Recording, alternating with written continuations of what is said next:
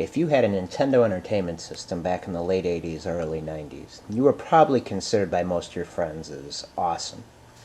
If you had a Turbo Controller for your Nintendo Entertainment System back in the late 80s, early 90s, you were probably considered rad by most of your friends. That's what I remember most. When I had my Nintendo, I always wanted a Turbo Controller. And there were two first-party or Nintendo-produced Turbo Controllers to choose from. The NES Advantage, which is a joystick. And I believe they started producing this in about 1987. That's when you saw the first ads, at least in the Nintendo Fun Club News. I have this one here, Volume 4 from winter 1987. On the back, there's an ad for the NES Advantage. And I was never really interested in the NES Advantage. One of my neighbors had it, and I knew it was a joystick, obviously, and I never really cared for joysticks. But in some other reviews that you may have seen on the internet about the NES Advantage, this thing has an excellent build quality. It's very heavy, very sturdy, very rugged, and it does work very well as a joystick controller. It has adjustable turbo that you can turn on and off with these toggle switches right here, and you can adjust the speed of your turbo. And then I don't have it plugged in now, but these are LEDs that flash when the turbo is being used. The other neat thing about this controller is they didn't make you buy two if you wanted to be able to use it with two players, at least for an alternating game like Super Mario Brothers. There's a switch right here, 1 and 2 player, and that would change whether it was controlling player 1 or player 2. And at the other end of the cord, it had two inserts that go into the ports on the NES. Also had the standard select and start button, and the slow motion button, which was always a disappointment in every turbo controller I ever came across when I was a kid. Slow motion was nothing more than pausing it and unpausing it repeatedly. And for most games, it didn't work at all. So slow motion was pretty much a throwaway feature on any turbo controller. But this was the NES Advantage, released in around 1987. I never had an NES Advantage.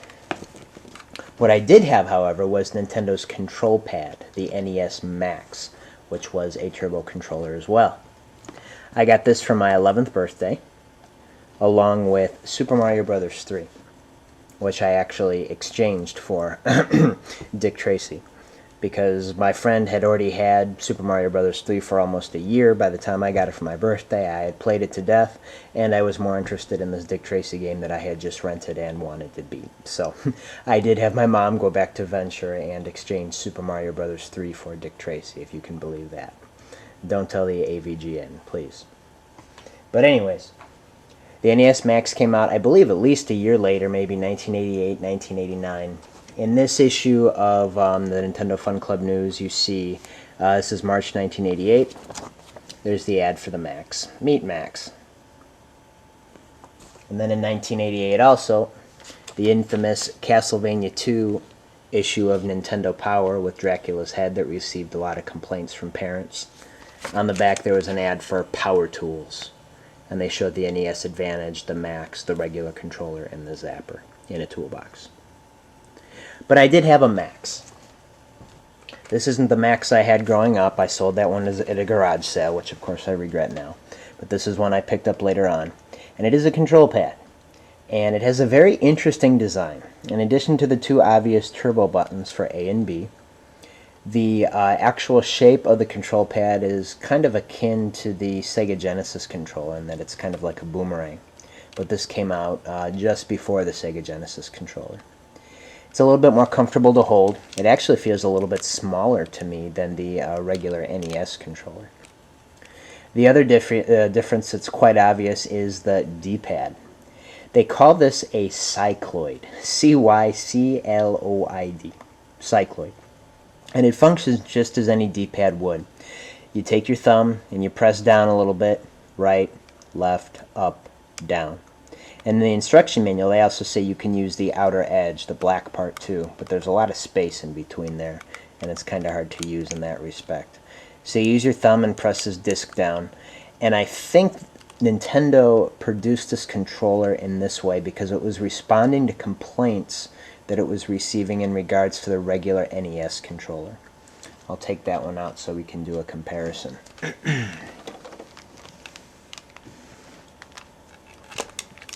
The regular NES controller, I guess they are about the same size, but it was very boxy. Now, while they aren't sharp, they aren't the most comfortable edges or corners to hold in your hand. So I think that's why Nintendo contoured this controller more. There are also some complaints about the D-pad. Now, the corners on the D-pad are a little bit sharp, and I think a lot of players were complaining of sore thumbs. So that's why they came up with the cycloid design. Unfortunately, in my experience, nobody liked it. But this was the only way you could get a first-party Nintendo controller with turbo. Unless, of course, you wanted the Advantage. But I would have preferred to try to use this cycloid thing over a joystick that the Advantage had.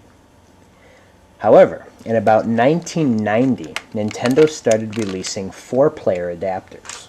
There were 2 versions. The first of which is called the 4-score. The 4-score is just a 4-player adapter, but the neat thing about it is it has turbo right on it. Of the 4 controllers that you can plug in, you can turn on turbo for B and A buttons. You can also choose whether to use this thing with just 2 people or 4 people, or 1 person. I use this all the time by myself when I'm playing NES games, and the cool thing about it is not only does it give you 4-player capability and turbo, but it also has a very long cord on it. And it has this interesting end on it that plugs into both controller ports on the NES. So this serves as an extension cord, it serves as turbo, and it serves as a 4-player adapter, which is really cool. And the best thing about it is you can use your standard NES controller and have turbo, which is what I always wanted as a kid. Now, the NES 4-score may be considered the poor man's version of the 4-player adapter, because around the same time, Nintendo released the NES Satellite, which is essentially the exact same thing, but wireless.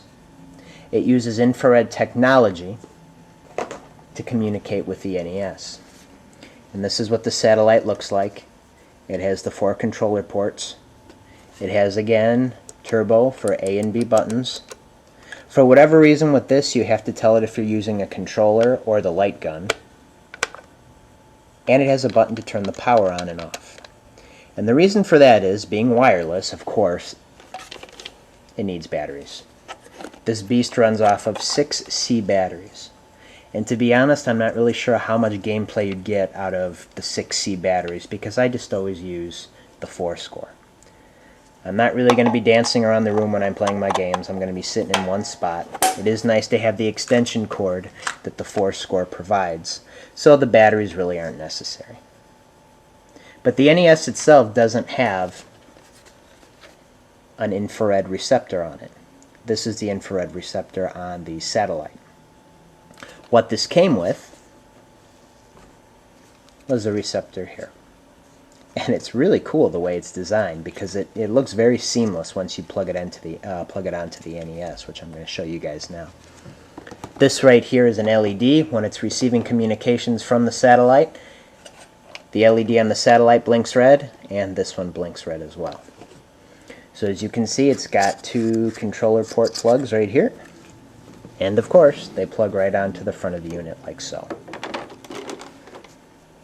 How cool is that?